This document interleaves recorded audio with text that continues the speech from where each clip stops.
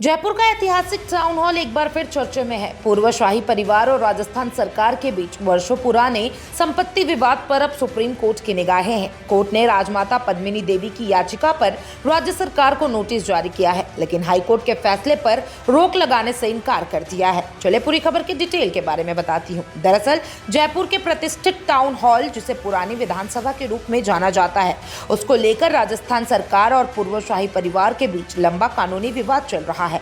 अब यह मामला सुप्रीम कोर्ट पहुंच चुका है, जहां राजमाता पद्मिनी देवी सहित अन्य याचिकाकर्ताओं ने हाईकोर्ट के फैसले को चुनौती दी है। सुप्रीम कोर्ट की जस्टिस प्रशांत कुमार मिश्रा और जस्टिस ऑगस्टिन जॉर्ज मसीह की बेंच ने सोमवार को राज्य सरकार को नोटिस जारी किया, लेकिन 17 अप्रैल 2025 को राजस्थान हाईकोर्ट द्वारा दिए गए फैसले पर न तो रोक लगाई गई और न ही यथास्थिति बनाए रखने का आदेश दिया गया।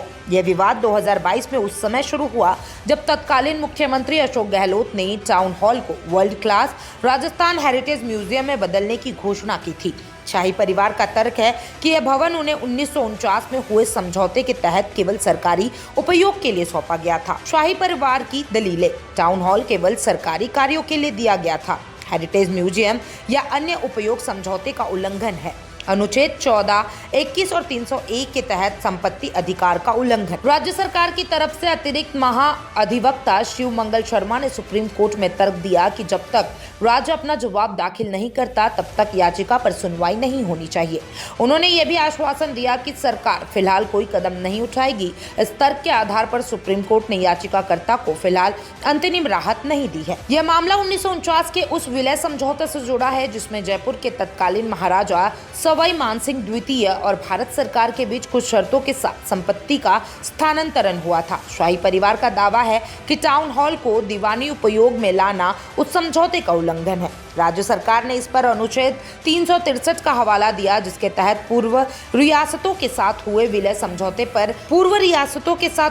समझौते पर कोर्ट का अधिकार सीमित है। ट्रायल कोर्ट ने सरकार की इस आपत्ति को खारिज कर दिया था, लेकिन राजस्थान हाईकोर्ट ने इसे स्वीकार कर शाही परिवार की याचिका खारिज कर दी। हालांकि हाईकोर्ट ने माना कि समझौते के तहत संपत्ति का उपयोग केवल सरकारी कार्यों तक सीमित रहना चाहिए। अब सुप्रीम कोर्ट यह तय करेगा कि क्या अनुच्छेद 363 पूर्व शासकों के उन अधिकारों को समाप्त करता है जो उन्हें 26वें संविधान संशोधन के बाद एक आम नागरिक के रूप में मिले हैं, और क्या 1949 के समझौते की व्याख्या संविधान के मौलिक अधिकारों के प्रकाश में की जानी चाहिए। राजमाता पद्मिनी देवी की याचिका में तर्क दिया गया है कि अनुच्छेद 363 की व्याख्या सीमित रूप में होनी चाहिए और यह अनुच्छेद 14, 21 और 300A से टकराव नहीं कर सकता। फिलहाल सुप्रीम कोर्ट ने साफ कर दिया है कि वह इस मामले की गहराई से जांच करेंगे। अब निगाहें कोर्ट की विस्तृत सुनवाई पर टिकी है, जो ये तय करेगी कि जयपुर का ऐतिहासिक टाउन हॉल हेरिटेज म्यूजियम बनेगा या शाही परिवार का